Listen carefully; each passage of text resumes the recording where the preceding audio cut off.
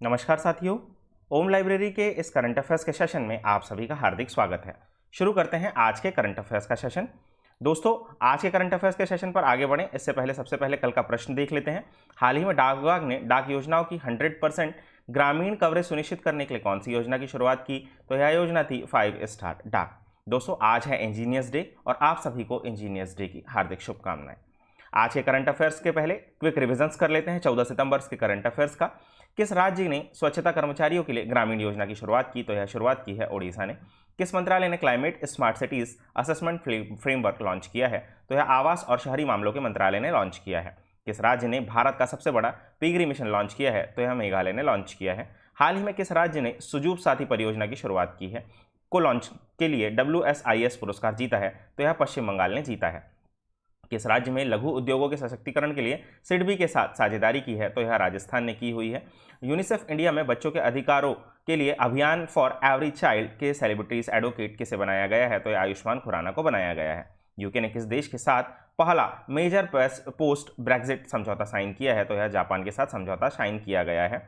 पर्यावरणीय मानकों का उल्लंघन करने के लिए अमेजन और फ्लिपकार्ट से हर्जुना वसूल लेने की घोषणा किसने की है? तो यह एनजीटी ने की हुई है। अगला प्रश्न था, किसने देश के बैंकों में एक समान कंप्लायंस प्रैक्टिस लागू करने के लिए दिशा निर्देश जारी किए हैं?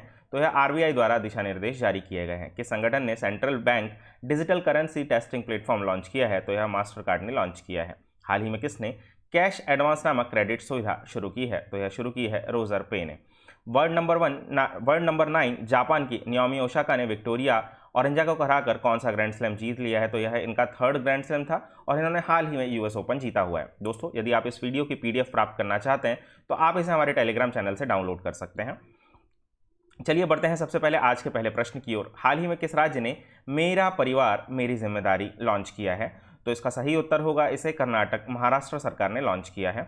और आप सभी को पता होगा कि इसका फुल फॉर्म है, हो सकता है इसे मराठी में भी पूछा जाए, तो यह है माझे कुटुंब माझी जवाबदारी मुहिम जो है स्टार्ट की है महाराष्ट्र सरकार द्वारा। महाराष्ट्र ने कोरोना वायरस का संक्रमण फैलता जा रहा है, जिसके वायरस के प्रसार पर नियंत्रण पाने के लिए जनता से सहयोग मांगा। इसके लिए मेरा परिवार मेरी जिम्मेदारी अभियान लॉन्च किया गया है। मेरा परिवार मेरा जिम्मेदारी अभियान के तहत विभिन्न चिकित्सा टीमें गठित की जाएगी। ये टीमें घर घर जाकर बुखार, खांसी, सांस फूलना जैसे लक्षण वाले मामलों की नज़दीकी अस्पताल में भर्ती कराए जाएंगे। साथ ही घर के सभी सदस्यों को कोरोना से पहले, कोरोना के दौरान और कोरोना के बाद की स्थिति में बचाव और उनके उपायों की जानकारी दी जाएगी। इसके अलावा यह जानकारी अन्य लोगों से साझा करने के लिए भी प्रेरित किया जाएगा। अगला प्रश्न है, integrated road accident database project को सबसे पहले कितने राज्यों में लागू किया जाएगा? तो यह 6 राज्यों में लागू किया जाएगा। सड़क परिवहन और राज्य मंत्रालय ने एकीकृत सड़क दुर्घटना डेटाबेस IRAD परियोजना ऐप पर ओरिएंटेशन और प्रशिक्षण कार्यक्रम चलाया है। मंत्रालय IRD परियोजना को पहले 6 राज्यों में लागू करने की प्रक्रिया में है। ये राज्य हैं महाराष्ट्र, कर्नाटक, मध्य प्रदेश, राजस्थान, उत्तर प्रदेश और तमिलनाडु। आपको याद इस सीरीज में रख सकते हैं कि ये भारत के सबसे बड़े राज्यों में से एक है। बेसिक IRD ऐप को विकसित किया गया है और इसे फीडबैक और प्राप्त सुझावों के आधार पर राज्यों के लिए अनुकूलित किया जाएगा। आइए आपको बताते हैं IRAD परियोजना के विषय में। तो यह परियोजना 13 जनवरी 2020 को शुरू की गई थी तथा इस परियोजना में सड़क दुर्घटनाओं के कारण राज्यों के विश्लेषण में मदद करेगा तथा यह राज्य यह तय करने के लिए सड़क डिजाइन में क्या सुधारात्मक उपाय किए जाने की आवश्यकता है, इस पर जोर दिया जाएगा। IIT मद्रास ने IRAD विकसित किया है और राष्ट्रीय सूचना विज्ञान केंद्र NIC इसे लागू करने जा रहा है। विश्व बैंक IRAD परियोजना का समर्थन कर रहा है। अगला प्रश्न है, DRDO की अनुसंधान प्रयोगशाला मध्य प्रदेश में निम्नलिखित में से किस जिले में कैलाश जौरा क्षेत्र में खोली जाएगी? तो इसका सही उत्तर होगा इसे खोला जाएगा मुरैना के क्षेत्र में। मध्य प्रदेश के मुरैना जिले के कैलाश जौरा क्षेत्र में DRDO की एक रिसर्च लैब खोली जाएगी। मध्य प्रदेश के CM ने बताया कि MP में मुरैना में DRDO लैब के लिए 350 हेक्टेयर भूमि का अधिग्रहण किया गया है। उन्होंने यह भी कहा कि मुरैना में एक मेडिकल कॉलेज भी खोला जाएगा और भारत के 10वें प्रधानमंत्री अटल बिहारी वाजपेयी के नाम पर सर्वउद्देशीय सभागार का निर्माण भी किया जाएगा। अगला प्रश्न है, कीटनाशक प्रबंधन विधेयक 2020 में निम्नलिखित में से किस समिति की सिफारिश का अभाव है? तो यह सिफारिश है अशोक दलवई समिति की। आइए जानते हैं इसके बारे में। पेस्टिसाइड प्रबंधन विधेयक 2020 जिसमें कीटनाशक अधिनियम 1968 को प्रतिस्थापित करने का प्रयास किया गया है, पर आज से संसद में मानसून सत्र में चर्चा की जाएगी। वर्तमान में कीटनाशकों का पंजीकरण, विनिर्माण, निर्यात, बिक्री और उद्योग कीटनाशक अधिनियम 1968 द्वारा नियंत्रित किया जाता है। पेस्टिसाइड प्रबंधन बिल 2020 भारत में उपयोग के लिए पंजीकृत कीटनाशकों के निर्माण और निर्यात की अनुमति नहीं देगा, हालांकि वे अन्य देशों को अनुमोदित हो सकते हैं। यह इस क्षेत्र में रोजगार के अवसरों और विदेशी बाजारों को प्रभावित करेगा। नए विधेयक के तहत पंजीकरण समिति को कीटनाशक के पंजीकरण की समीक्षा करने और उनके उपयोग को निलंबित करने, रद्द करने या जहां तक की प्रतिबंध लगाने की शक्ति दी गई है। बिल में अशोक दलवई समिति की सिफारिशों का अभाव है। अगला प्रश्न देख लेते हैं। भारत में पहली कोरोना वायरस हवाई अड्डा परीक्षण सुविधा किस हवाई अड्डे पर शुरू की गई है? तो यह है इंदिरा गांधी अंतर्राष्ट्रीय हवाई अड्डा, नई दिल्ली का। भारत की पहली कोरोना वायरस एयरपोर्ट परीक्षण सुविधा नई दिल्ली के इंदिरा गांधी एयरपोर्ट पर की गई है, जो कि टर्मिनल 3 पर शुरू हुई है। यह सुविधा विभिन्न क्षेत्रों में जाने वाले यात्रियों के लिए वॉक इन विकल्प सुविधा प्रदान करेगा। अंतर्राष्ट्रीय यात्रियों द्वारा हवाई अड्डे पर प्रशिक्षण के लिए एक स्लॉट पहले से बुक किया जा सकता है। इसके पास एक मान्य कोविड नकारात्मक प्रमाण पत्र नहीं है। अंतर्राष्ट्रीय यात्रियों के लिए परीक्षण अनिवार्य नहीं है। अगला प्रश्न देखते हैं। भारत में शिकायत निवारण और निगरानी प्रणाली के साथ जोड़ा जाने वाला पहला केंद्र शासित प्रदेश कौन सा बन गया है? तो यह केंद्र शासित प्रदेश बन गया है जम्मू और कश्मीर, और इसका फुल फॉर्म होता है central public governance redressal and monitoring system, जिसे CPGRAMS कहा जाता है। आइए जानते हैं इसके बारे में। जम्मू कश्मीर पहला केंद्र शासित प्रदेश बन गया है जिसने शिकायत निवारण और निगरानी प्रणाली के साथ जोड़ा गया है, जो नागरिकों को देश के किसी भी भौगोलिक हिस्से में ऑनलाइन शिकायत दर्ज कराने के लिए सुविधा प्रदान करता है।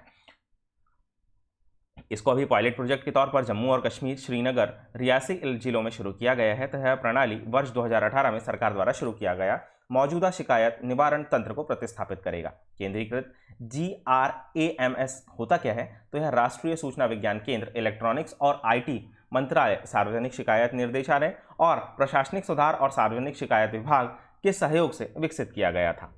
अगला प्रश्न है, किस संसदीय समिति ने आभासी न्यायालयों द्वारा सुनवाई की कार्यप्रणाली पर अपनी रिपोर्ट जारी की है? तो यह जारी की है कार्मिक, लोक प्रशासन और कानून और न्याय संबंधी समिति के द्वारा। जानते हैं इसके बारे में।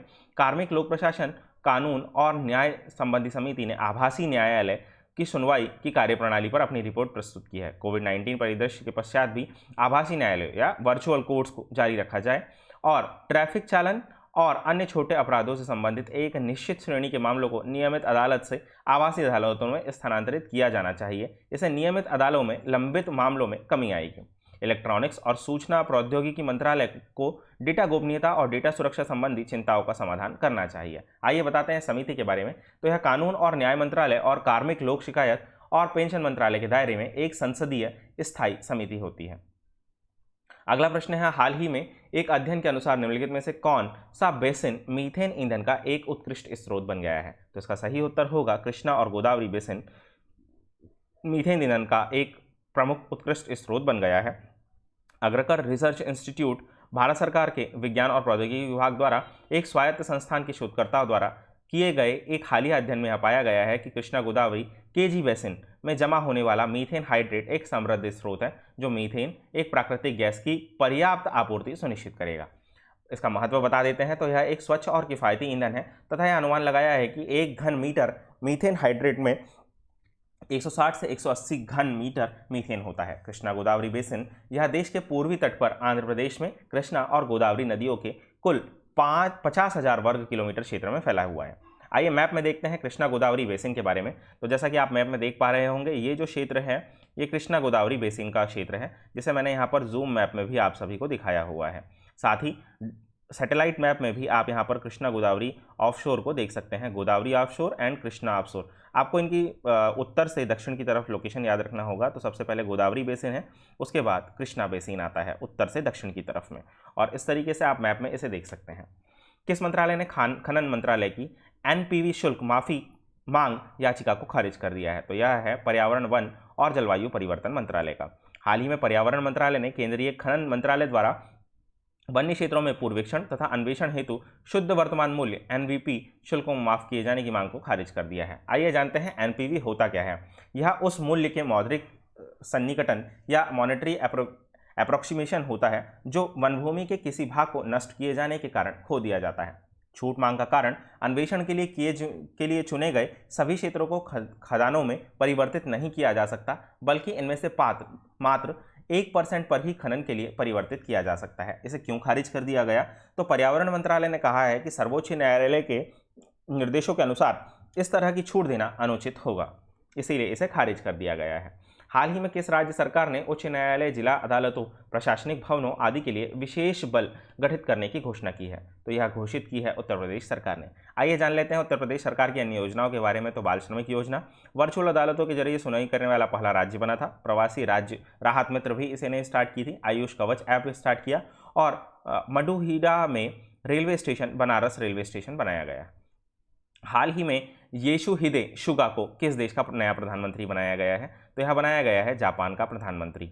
आप सभी को पता होगा कि इससे पहले शिंजो ओबे जो कि प्रधानमंत्री थे, उन्होंने स्वास्थ्य कारणों से इस पद से इस्तीफा दे दिया था। और जापान के येशुहिगा सुगा ने सत्तारूढ़ लिबरल डेमोक्रेटिक पार्टी, आपको इस पार्टी का भी नाम याद रखना होगा कि ये किस पार्टी से है, तो लिबरल डेमोक्रेटिक पार्टी के अध्यक्ष का चुनाव जीत लिया है। चूंकि संसद में निचले सदन में एलडीपी का बहुमत होने पर उसका प्रधानमंत्री बनना लगभग तय हो गया है और ये 2021 तक प्रधानमंत्री रहेंगे। हाल ही में कौन सा देश विश्व का पहला ऐसा देश बन गया है जिसने दूसरी बार देशव्यापी लॉकडाउन लगाया है? तो यह बन गया है इजराइल। इजराइल में बढ़ते कोरोना के मामलों की वजह से इजराइल के प्रधानमंत्री बेंजामिन नेतन्याहू ने दूसरी बार 3 सप्ताह के लिए लॉकडाउन लगाने की घोषणा की है, जिसके साथ ही इजराइल विश्व का पहला देश बन गया है जिसने दूसरी बार देशव्यापी लॉकडाउन लगाया है। हाल ही में कुछ समय पहले इजराइल के मंत्री कोरोना वायरस के बढ़ते मामलों के कारण यहूदी नववर्ष के पहले इस सप्ताह राष्ट्रव्यापी लॉकडाउन के विरोध में इस्तीफा दे दिया था। अगला प्रश्न देखते हैं। नए ASEAN Bharat plan of action को आसियान भारत मंत्री स्तरीय बैठक में निम्नलिखित में से किन देशों के लिए अपनाया है, किन वर्षों के लिए अपनाया है? तो यह होगा 2021 से 2025 के लिए।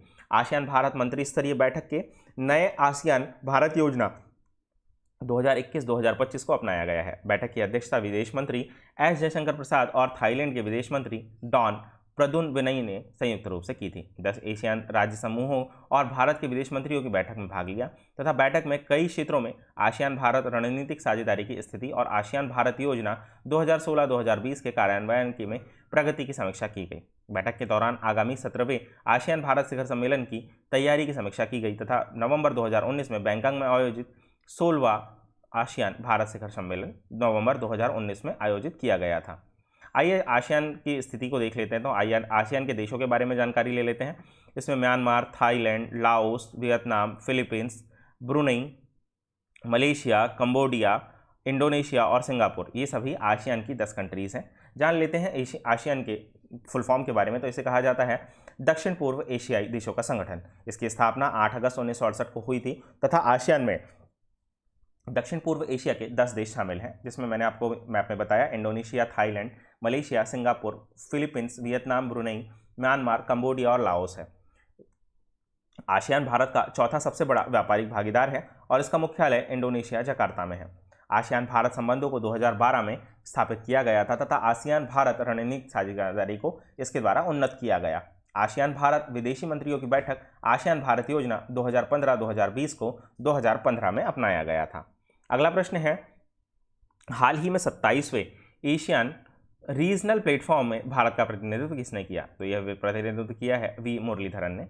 बढ़ते हैं अगले प्रश्न की ओर। निम्नलिखित में से किस सरकारी निकाय ने मल्टी कैप फंडों पर सीमा निर्धारित कर दी है? तो इसका सही उत्तर होगा भारतीय प्रतिभूति बोर्ड और विनिमय बोर्ड सेबी ने इसे मल्टी कैप फंडों पर सीमा निर्धारित की है। भारतीय प्रतिनिधि बोर्ड ने मल्टी कैप स्कीमों के निवेश पर एक सीमा निर्धारित की है। आइए जानते हैं सेबी के बारे में। तो सेबी भारत के प्रतिभूति और वित्त का नियामक बोर्ड होता है। इसकी स्थापना 12 अप्रैल 1988 को हुई थी तथा सेबी अधिनियम 1992 के तहत वैधानिक मान्यता 30 जनवरी 1992 को मिली थी। इसके अध्यक्ष वर्तमान में अजय त्यागी है तथा सेबी का मुख्यालय मुंबई बांद्रा में है। इसके क्षेत्रीय कार्यालय नई दिल्ली, कलकत्ता, चेन्नई और अहमदाबाद में है। आइए आपको बताते हैं मल्टी कैप फंड्स के बारे में। तो मल्टी कैप फंड वे फंड होते हैं जो अपने निवेशकों को 3 श्रेणियों में छोटे, मध्यम और बड़े कैप में विस्तारित करने के लिए विस्तारित करते हैं।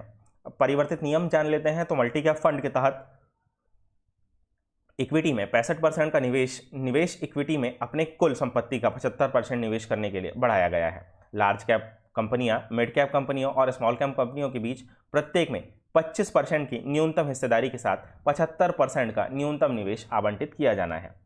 अगला प्रश्न देखते हैं, हाल ही में फेसबुक ने वैश्विक व्यापार समूह के निर्देशक के रूप में किसे चुना है? तो यह चुना गया है अरुण श्रीनिवास को। फेसबुक इंडिया ने अरुण श्रीनिवास को डायरेक्टर ग्लोबल बिजनेस ग्रुप के पद पर नियुक्त किए जाने की घोषणा की है तथा इस पद पर अपनी भूमिका के तहत श्रीनिवास देश के प्रमुख ब्रांड्स एजेंसियों के साथ भारत के प्रमुख चैनल्स में फेसबुक के राजस्व में वृद्धि करने के लिए कंपनी के रणनीतिक संबंधों को बढ़ावा देंगे। श्रीनिवास को ओला, यूनिलीवर और रिवॉक जैसे प्रतिष्ठित ब्रांड्स के साथ सेल्स और मार्केटिंग में काम करने का लगभग 24 साल का अनुभव है। अगला प्रश्न देखते हैं, हाल ही में किसने यूरोप स्थित गाइड विजन का अधिग्रहण करने की घोषणा की है? तो यह घोषणा की है इंफोसिस ने। जानते हैं इसके विषय में। सूचना प्रौद्योगिकी क्षेत्र की प्रमुख इंफोसिस कंपनी ने चेक गणराज्य की कंपनी, आपको याद रखना होगा ये कहाँ की कंपनी है यूरोप की, तो यह है चेक गणराज्य की, जिसे नाम दिया गया जिसका नाम है गाइड विजन का 3 करोड़ यूरो में अधिग्रहण करने की घोषणा की है। गाइड विजन की प्रशिक्षण अकादमी तथा चेक गणराज्य, हंगरी, पोलैंड और के निकटवर्ती क्षमताओं और जर्मनी और फिनलैंड में उपस्थिति से उसकी यूरोप में अपने ग्राहकों के लिए सर्विस नाउ क्षमता, आपको इस सर्विस नाउ की टर्म भी याद रखना होगा, कि क्षमता में बढ़ावा मिलेगा। यह अधिग्रहण उनकी अनुषंगी कंपनी एम्फी कंसल्टिंग कंपनी लिमिटेड द्वारा किया जाएगा। आइए बताते हैं सर्विस नाउ के बारे में। तो सर्विस नाउ एक उपक्रम सॉफ्टवेयर कंपनी होती है जो क्लाउड कंप्यूटिंग प्लेटफॉर्म का विकास करती है, जिससे कंपनियों को डिजिटल कामकाज करने में मदद मिलती है। अगला प्रश्न है, हाल ही में आईसीआईसीआई लोम्बार्ड ने अपने बीमा उत्पादों को बेचने के लिए किस बैंक के साथ समझौता किया है? तो यह बैंक है यस बैंक। आइए जानते हैं, बढ़ते हैं अगले प्रश्न की ओर। राज्यसभा ने हरिवंश नारायण सिंह लगातार कौन सी बार उपसभापति चुने गए हैं? तो राज्यसभा के उपसभापति लगातार दूसरी बार चुने गए हैं हरिवंश नारायण सिंह। हाल ही में राज्यसभा में राजग एनडीए के उम्मीदवार का मुकाबला विपक्ष के उम्मीदवार मनोज झा को हराकर हरिवंश नारायण सिंह लगातार दूसरी बार उपसभापति बन गए हैं। हरिवंश नारायण सिंह सामाजिक सरोकार की पत्रकारिता से जुड़े हैं और जयप्रकाश नारायण के आदर्शों से प्रेरित हैं। हरिवंश नारायण सिंह जी को बिहार के मुख्यमंत्री और जदयू के अध्यक्ष श्री नीतीश कुमार का बेहद करीबी माना जाता है। अगला प्रश्न देखते हैं, हाल ही में ऑडिट ब्यूरो ऑफ सर्कुलेशन के अध्यक्ष के रूप में किसे चुना गया है? तो यह चुना गया है देवेंद्र विजय दर्डा को। आइए जानते हैं इसके विषय में। देवेंद्र विजय दर्डा को वर्ष 2020-21 के लिए ऑडिट ब्यूरो ऑफ सर्कुलेशन का अध्यक्ष चुना गया है। वह भारत के सबसे बड़े क्षेत्रीय मीडिया समूहों में से एक लोकमत मीडिया के प्रबंध निर्देशक हैं। उन्होंने विभिन्न मीडिया उद्योगों निकायों जैसे INS, IFRA इत्यादि के साथ काम किया है। वह पश्चिमी भारत फुटबॉल संघ की प्रबंध समिति में भी है तथा करुणेश बजाज को ABC के उपाध्यक्ष के रूप में चुना गया है। आइए बताते हैं ABC मतलब ऑडिट ब्यूरो ऑफ सर्कुलेशन के बारे में। तो यह एक गैर लाभकारी स्वैच्छिक संगठन है जिसके सदस्यों के रूप में प्रकाशक, विज्ञापनदाता और विज्ञापन एजेंसियां शामिल होती है। इसकी स्थापना 1948 में हुई थी तथा यह प्रमुख प्रकाशनों जैसे समाचार पत्रों, पत्रिकाओं आदि के सर्कुलेशन को प्रमाणित और ऑडिट करता है। इसका मुख्यालय मुंबई में है। अगला प्रश्न देखते हैं, चैतन्य तहाणे ने अपनी किस फिल्म के लिए वेनिस फिल्म फेस्टिवल में इंटरनेशनल क्रिटिक्स अवार्ड जीता है? तो इसका सही उत्तर होगा द डिसिसिपल के लिए इन्होंने यह अवार्ड जीत लिया है। अगला प्रश्न देख लेते हैं, US ओपन 2020 के पुरुषों का एकल खिताब किसने जीता है? तो यह जीता है डोमिनिक थीम ने। और आप सभी को मैंने कल ही बताया था कि ऑस्ट्रिया के खिलाड़ी हैं जो पहली बार फाइनल्स में पहुंचे थे। ऑस्ट्रेलिया के डोमिनिक थीम ने अलेक्जेंडर जेजेरेव को हराकर US ओपन 2020 में एकल पुरस्कार खिताब जीत लिया है। ऑस्ट्रेलियाई ओपन 2020 के उपविजेता बनने और 2018-2019 में फ्रेंच ओपन हारने के बाद उनके अपने ग्रैंड स्लैम ट्रॉफी के लिए उनकी जीत की निशानी है। 2014 में क्रोएशियाई मैरिन सिलिक के जीतने के बाद वह उनकी पहली नई ग्रैंड स्लैम चैंपियन भी है। यह पहली बार है जब किसी खिलाड़ी ने US ओपन युग के इतिहास में शुरुआती 2 सेट हारने के बाद उभर कर खिताब जीता है। सेम इसी तरीके से कल नोकोहोमा के साथ भी हुआ था, जहां पर उन्होंने महिला सिंगल्स का अवार्ड जीता है US ओपन में, और वे भी पहला सेट हारने के बाद लगातार 2 सेट जीत करके उन्होंने वहां पर जीत दर्ज की थी। आइए आपको बताते हैं US ओपन टेनिस चैंपियनशिप के बारे में। तो US open grand slam tournament में से एक है तथा अन्य 3 ऑस्ट्रेलियाई ओपन, फ्रेंच ओपन और विंबलडन है। US open 2020 tennis US open का चौथा संस्करण है जो एक वर्ष का चौथा और अंतिम ग्रैंड स्लैम टूर्नामेंट होता है। राफेल नडाल ने 2019 में पुरुष एकल खिताब जीता था। अगला प्रश्न देख लेते हैं, हाल ही में F1 टस्कन ग्रैंड प्रिक्स 2020 किसने जीता है? तो यह जीत लिया है लुइस हैमिल्टन ने। आप सभी को पता होगा कि लुइस हैमिल्टन अधिकतर F1 फॉर्मूला रेस को जीतते हैं। अगला प्रश्न देख लेते हैं, हाल ही में the India way strategies for an uncertain world नामक पुस्तक का विमोचन किसने किया? तो इसका सही उत्तर होगा एस जयशंकर प्रसाद ने। दोस्तों, इस प्रकार हमारे आज के करंट अफेयर्स का सेशन समाप्त होता है। आप सभी के लिए आज का प्रश्न, 15 सितंबर को विश्व भर में कौन सा दिवस मनाया जाता है? आप सभी को अपने उत्तर कमेंट बॉक्स में देने हैं। आई होप कि आप सभी को हमारा आज का प्रोग्राम पसंद आया होगा। यदि आप इस वीडियो की PDF प्राप्त करना चाहते हैं तो आप इसे हमारे टेलीग्राम चैनल से प्राप्त कर सकते हैं। साथ ही यदि आपने अभी तक हमारा चैनल सब्सक्राइब नहीं किया है तो हमारे इस चैनल को जल्द से जल्द सब्सक्राइब करें। धन्यवाद।